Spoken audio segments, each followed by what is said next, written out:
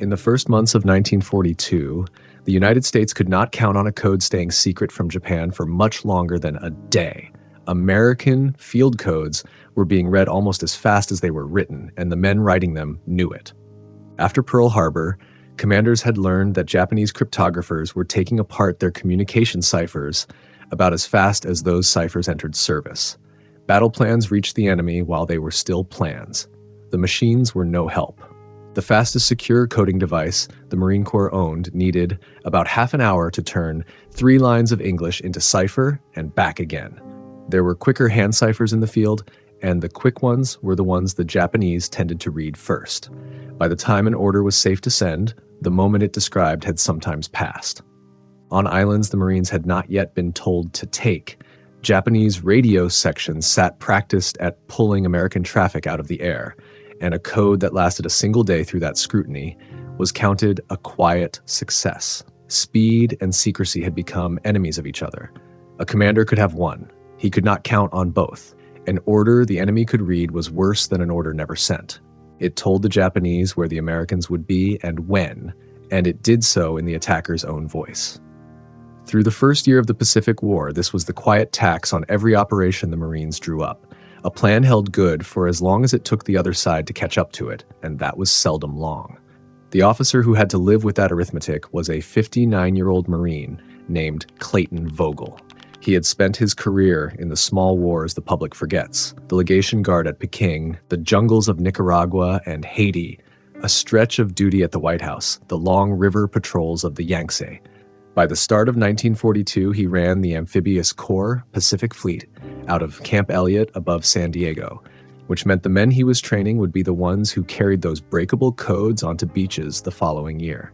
He had helped build amphibious doctrine almost from scratch, and he understood the trade he was being handed.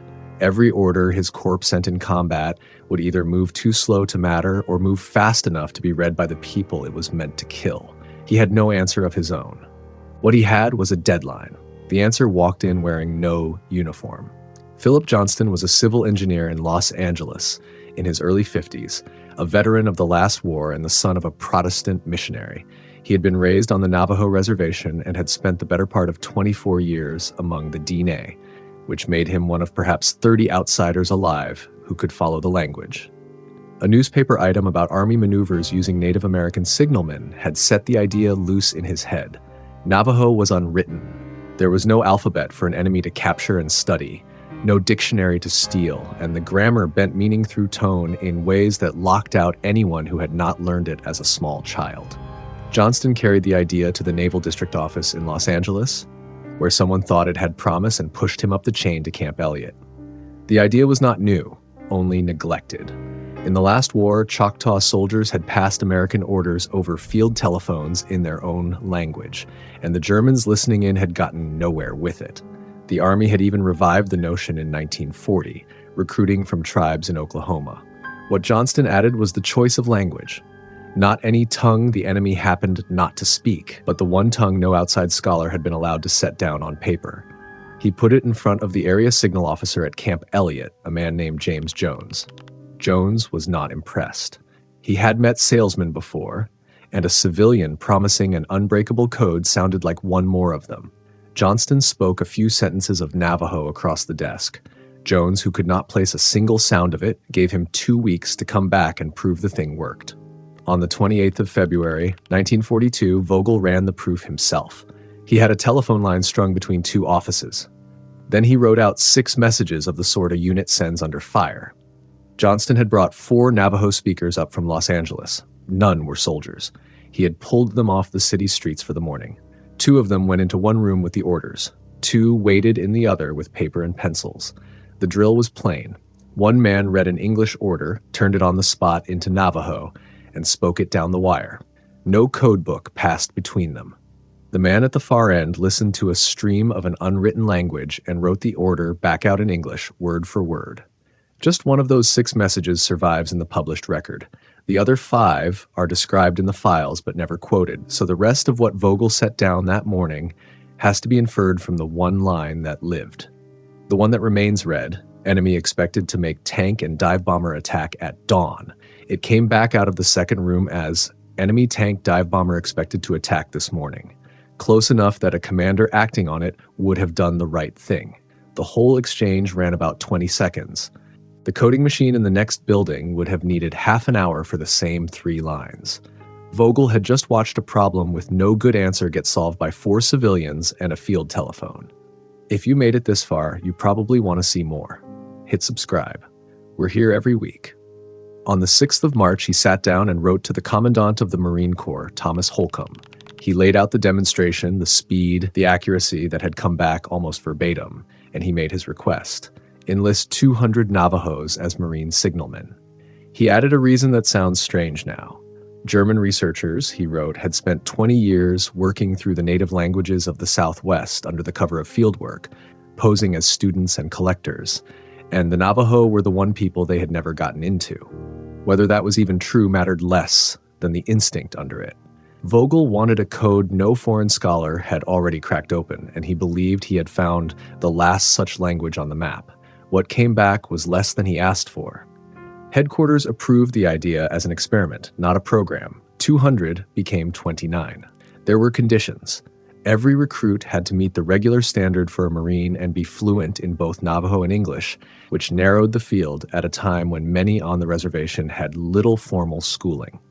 The first group was drawn from a high school in Tuba City and a scatter of other places across Arizona and New Mexico, some of them still teenagers when they signed. They went through the same boot camp as everyone else before anyone handed them the problem that was theirs alone.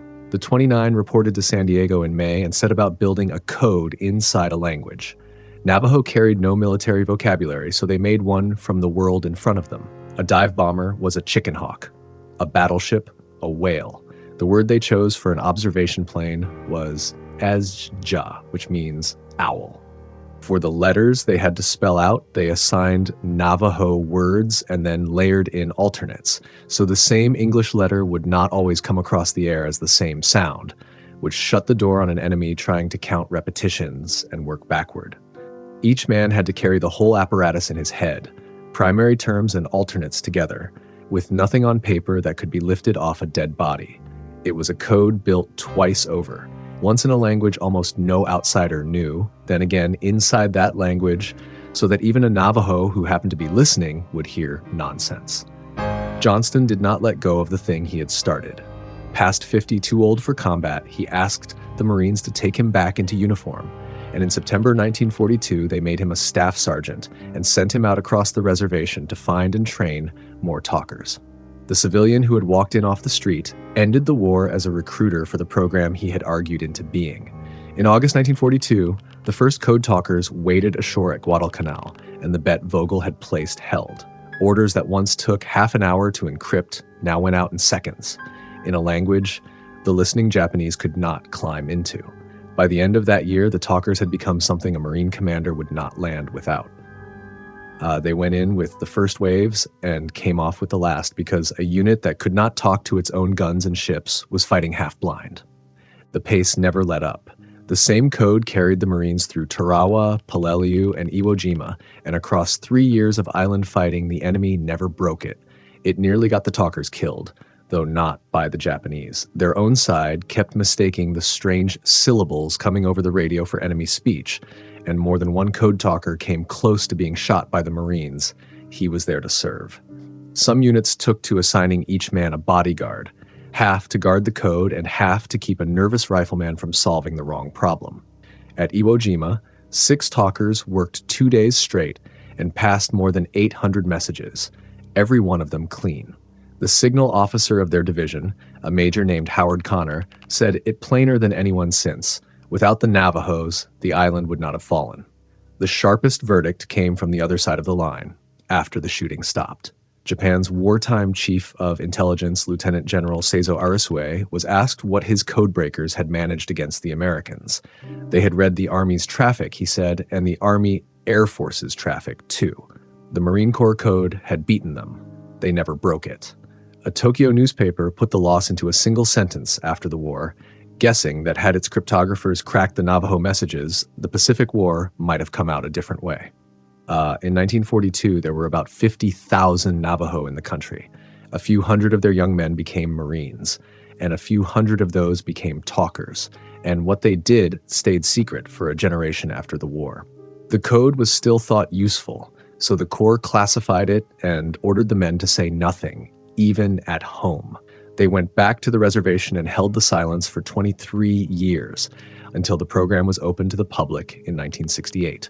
Some of them were in the ground before the country was told what they had done.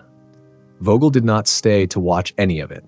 In October 1942, he shipped for the South Pacific to run a corps from a headquarters at Noumea, and the program he had vouched for ran on in his absence. The next spring, asked by Halsey to study a landing in the new Georgia group, his staff handed back hard, pessimistic estimates of what the ground would cost, and the meeting did not go well for them. He had a habit of being right in rooms that wanted to hear something easier. He had asked for 200 men and been given 29, and those 29 had handed the Marines the one channel the enemy could not enter. He finished the war in posts that drew little notice, running a recruit depot, and his name is not the one most people attach to the story. One man came to know the code from inside a prison cell. Joe Kiumia was Navajo, a soldier of the army, taken when the Philippines fell, and driven through the Bataan Death March, and held as a prisoner until the war ended. He spoke the language the Marines had built their code from. When his captors worked that out, they brought him intercepted transmissions and ordered him to translate.